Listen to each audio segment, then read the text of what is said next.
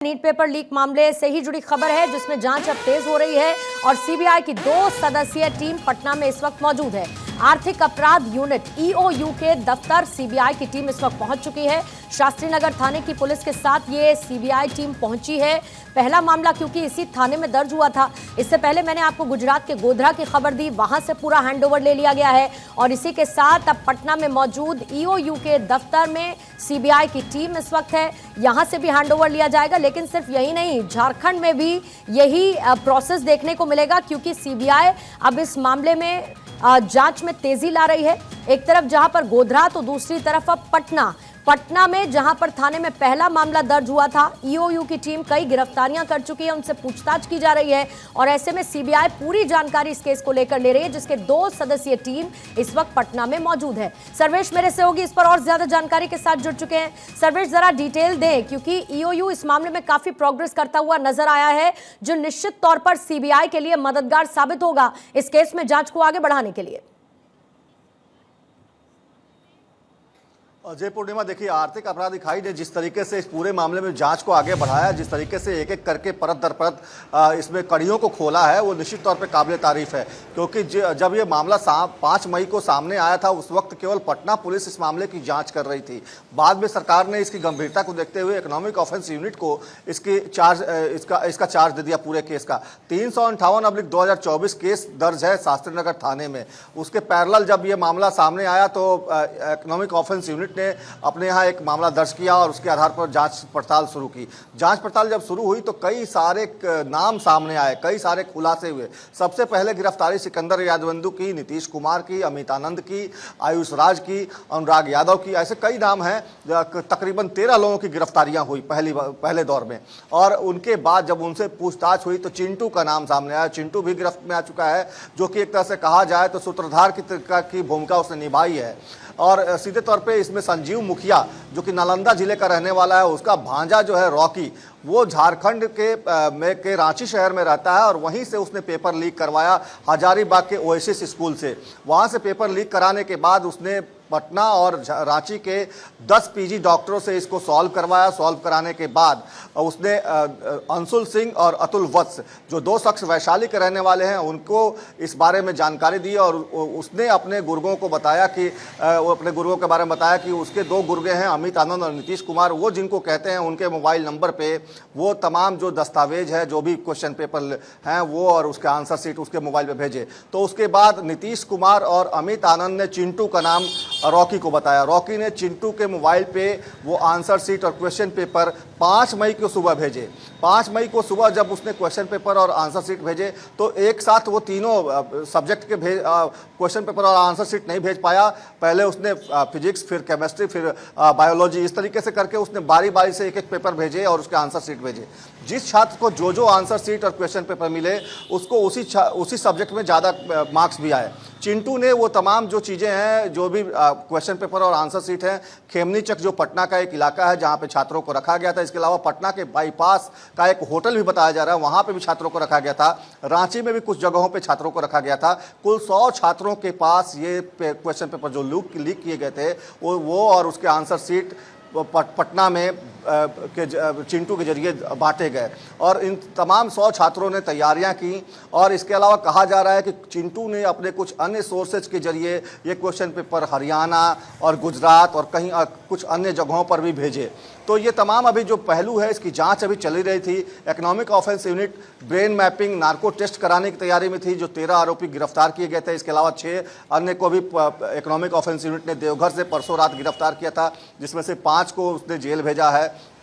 एक व्यक्ति सबूतों के अभाव में, उसके खिलाफ कोई साक्ष्य नहीं मिले तो उससे पूछताछ करके पीआर बॉन्ड भरवाकर उसको छोड़ दिया गया है। तो कुल 5 लोगों को, तकरीबन 19 लोग गिरफ्तार किए गए हैं। सीबीआई की टीम सुबह से पटना में है।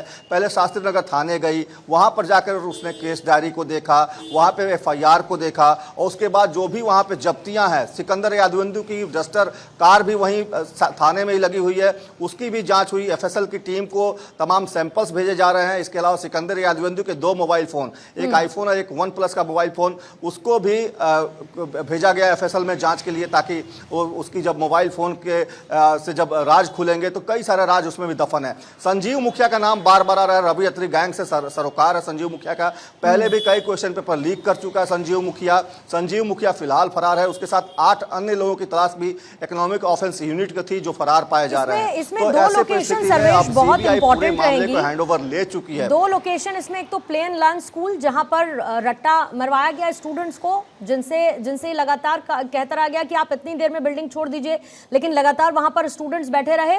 और दूसरा एक ओएसिस स्कूल जहां से लगभग ये तय माना जा रहा है कि जो क्वेश्चन पेपर लीक हुआ वो उसी जगह से हुआ। क्या मुमकिन है कि टीम इन 2 लोकेशंस पर भी पहुंचे?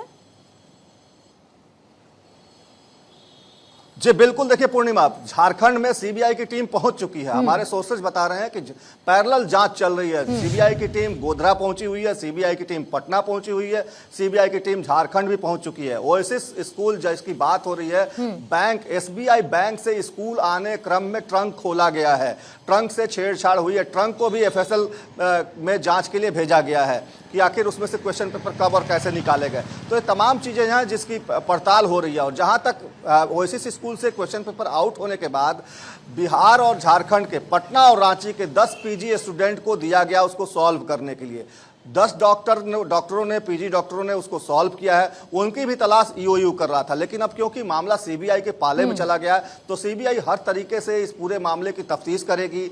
उसने एक एक बिंदु पर जांच करना शुरू कर दिया है। जितने भी जानकारियां हैं, चाहे वो शास्त्री नगर थाने के पुलिस के पास हो या इकोनॉमिक ऑफिस यूनिट के पास हो, वो तमाम जानकारियां सीबीआई अधिकारी अपने हाथों में ले चुके हैं। जले हुए क्वेश्चन पेपर का अवशेष ले चुके हैं, जो बरामद चेकबुक हैं, चाहे वो अमित आनंद के ठिकाने से प्राप्त हुए हैं या फिर सिकंदर यादवेंद्र के पास से बरामद हुए हैं या फिर वो नीतीश कुमार से बरामद हुए हैं। उन तमाम जो जले हुए क्वेश्चन पेपर के अवशेष हैं उनको, जो चेकबुक के कॉपीज हैं उनको, चेकबुक के जो पन्ने हैं उनको, इसके अलावा और भी कई सबूत हैं जिसको कि इकट्ठा किया गया, जिसमें एडमिट कार्ड है, कई सारे एडमिट कार्ड। सिकंदर यादवेंद्र के पॉकेट से 2 एडमिट कार्ड, उसके गाड़ी से 4 एडमिट कार्ड बरामद किए गए। तो ये तमाम जो दस्तावेजी प्रमाण है सीबीआई ने अपने पास ले रखा है और सबको वो एफएसएल में जांच के लिए भेज रही है। एफएसएल में जांच कराने के साथ साथ सीबीआई ने अपना इन्वेस्टिगेशन शुरू कर दिया। सीबीआई पूरी तरह पे एक्शन में दिख रही है इस पूरे मामले में। और आपको पता होगा परसों ही सीबीआई पटना आ चुकी थी और सीबीआई की एक टीम नवादा में गई थी, जहां पे वो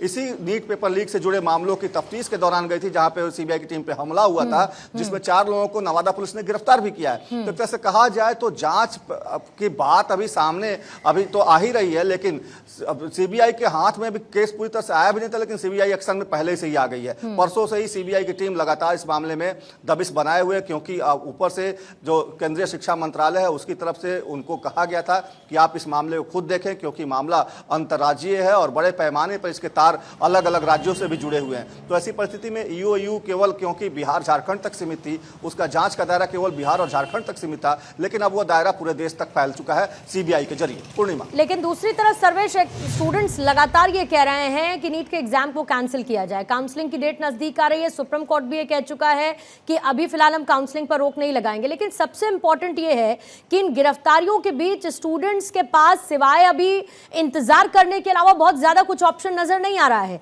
क्योंकि सीबीआई की टीम जांच करेगी तो उसमें जांच में समय भी लगाएगी। और ऐसे में इस फौरी तौर पर इस एग्जाम, इस पेपर लीक, इस धांधली जिसके तार सेंट्रली जुड़े हुए बिहार से, पटना से इस वक्त नजर आ रहे हैं, बहुत कुछ फौरी तौर पर राहत है नहीं इन स्टूडेंट्स के लिए। जी देखिए, बिल्कुल इसके मामले में जो भी फैसला लेना है तो सुप्रीम कोर्ट को लेना है या केंद्रीय शिक्षा मंत्रालय को लेना है। छात्रों का गुस्सा उबाल पर है।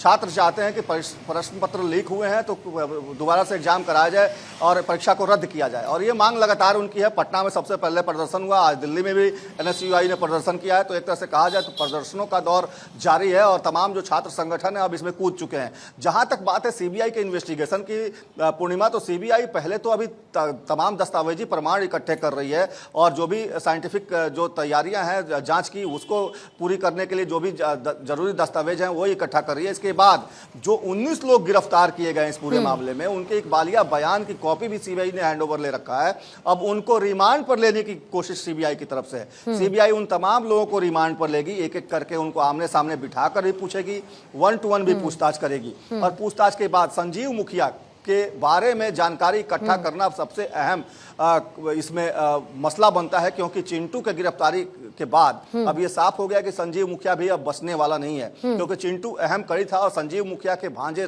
रॉकी के जरिए ही चिंटू के पास वो क्वेश्चन पेपर आए थे और संजीव मुखिया के जरिए ही रॉकी को क्वेश्चन पेपर संजीव मुखिया के जरिए ही रॉकी क्वेश्चन पेपर लीक कराने में सफल हुआ था। तो ऐसी परिस्थिति में संजीव मुखिया की गिरफ्तारी बहुत अहम हो जाती है। उसके अलावा 8 अन्य लोग हैं जिनकी गिरफ्तारी के लिए लगातार बिहार, बिल्कुल लगातार गिरफ्तारियां हो रही है। और सर्वेश, जैसा कि अभी आप जानकारी भी दे रहे थे, मैंने लर्न प्ले स्कूल का जिक्र किया और दूसरी तरफ हजारीबाग, आपने खबर अभी दी कि वहां पर हजारीबाग में नीट परीक्षा के दौरान लापरवाही हुई है। ईओ की टीम जब वहां पर पहुंची ईओयू की, तो उसने ये माना है कि नियमों की अनदेखी हुई और जो बैंक और कुरियर एजेंसीज हैं वो भी फिलहाल संदेह के घेरे में है। जाहिर है कि सीबीआई की जांच उस तरफ भी शिफ्ट होती हुई नजर आएगी। सर्वेश, इस पर आप अपनी नजर बनाए रखिए।